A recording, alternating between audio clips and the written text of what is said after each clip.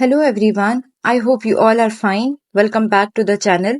आज हम public policies के बारे में बात करेंगे कि पब्लिक पॉलिसीज पाकिस्तान में फेल क्यों होती हैं और इसके वे फॉरवर्ड क्या हो सकता है।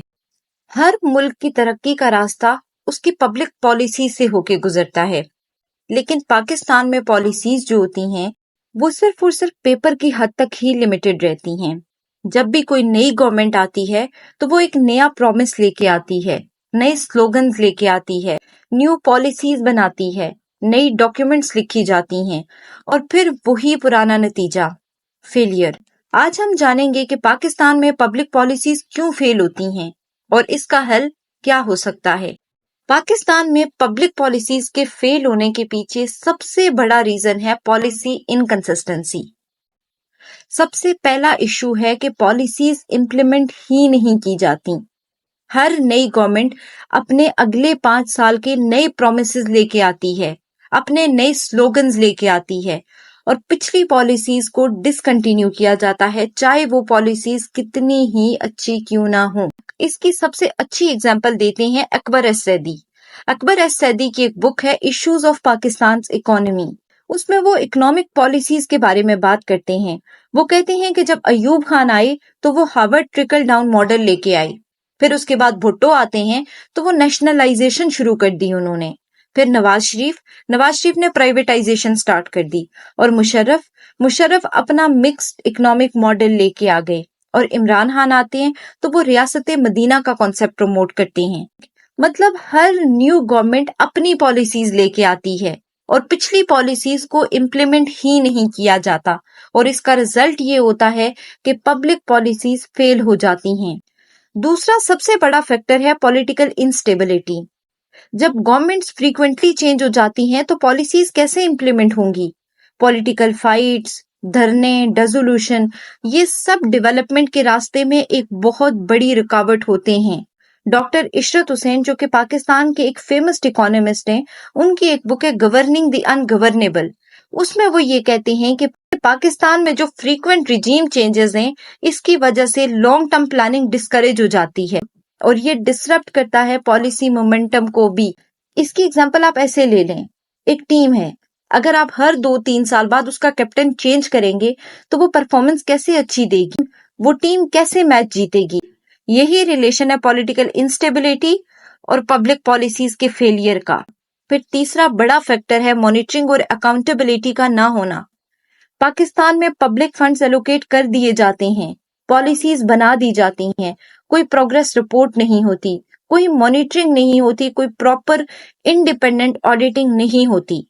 इशरत हुसैन की बुक है डेवलपमेंट पाथवेज।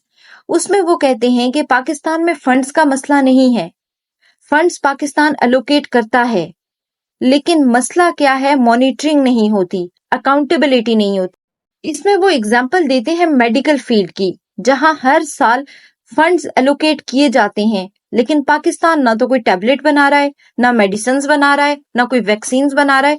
तो वो पैसे जाते कहाँ हैं? पैसे तो लगा लिए हैं, लेकिन रिजल्ट्स कहाँ हैं?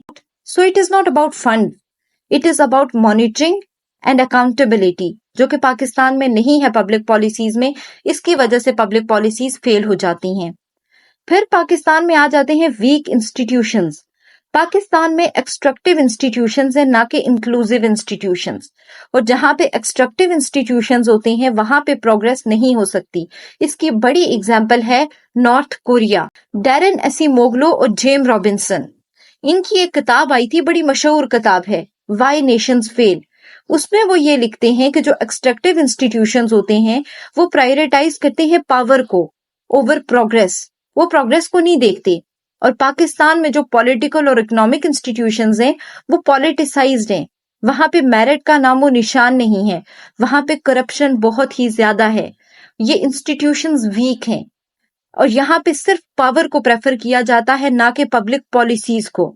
अगला बड़ा मसला है अनरियलिस्टिक पॉलिसी गोल्स। पाकिस्तान में पॉलिसीज का बेंचमार्क क्या होता है? हमेशा डेवलप्ड कंट्रीज, जैसे कि पाकिस्तान का vision 2025, national security policy, education goals, ये सारे की सारी जितनी भी पॉलिसीज हैं, इनका बेंचमार्क डेवलप्ड कंट्रीज हैं, जहां पे ग्राउंड पे रिसोर्सेज को नहीं देखा जाता, बस सिर्फ और सिर्फ बेंचमार्क सेट करके पॉलिसी बना के रख दिया जाता है। पाकिस्तान में एजुकेशन सेक्टर में हार्वर्ड जैसे रिजल्ट्स एक्सपेक्ट किए जाते हैं, जबकि स्कूल में टीचर्स ही नहीं है। आईटी सेक्टर में सिलिकॉन वैली से कंपेयर किया जाता है, फंड्स को नहीं देखा जाता।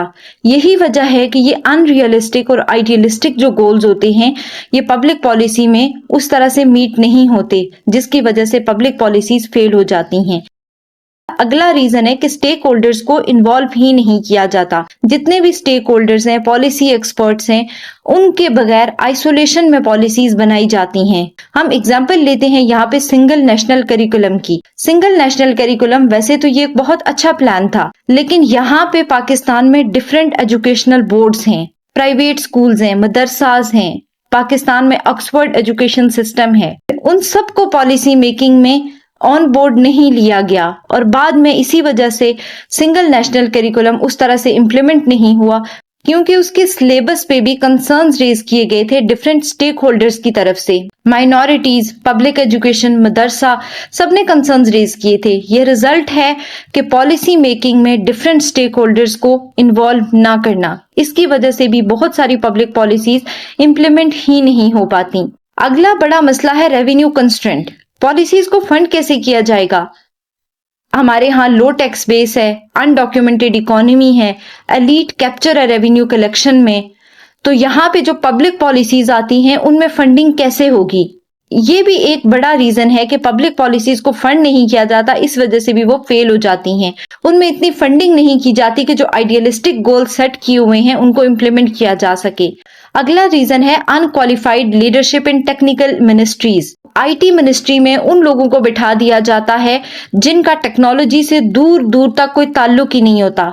सिर्फ सेक्रेटरी से काम नहीं लेना होता, मिनिस्टर्स को भी रेलिवेंट नॉलेज होनी चाहिए, तभी वो जाकर कुछ न कुछ एडवाइस कर सकते हैं, कोई सजेशन दे सकते हैं। And last but not the least, lack of work ethics in public sector. Public sector के जो वर्कर्स होते हैं वो सिर्फ अटेंडेंस मार्क करने आते हैं और एक टाइम का कोटा पूरा कर रहे होते हैं कि 9 से 5 हमने बस टाइम गुजारना है। उनका डेवलपमेंट से कोई ताल्लुक नहीं होता, उनका पॉलिसी इंप्लीमेंटेशन से कोई ताल्लुक नहीं होता, उनका पब्लिक से भी कोई ताल्लुक नहीं होता। वो बैठे हैं तो सिर्फ 9 से 5 ऑफिस में गप्पे मारने और उसके बाद वहां से सैलरी लेके जाने के लिए।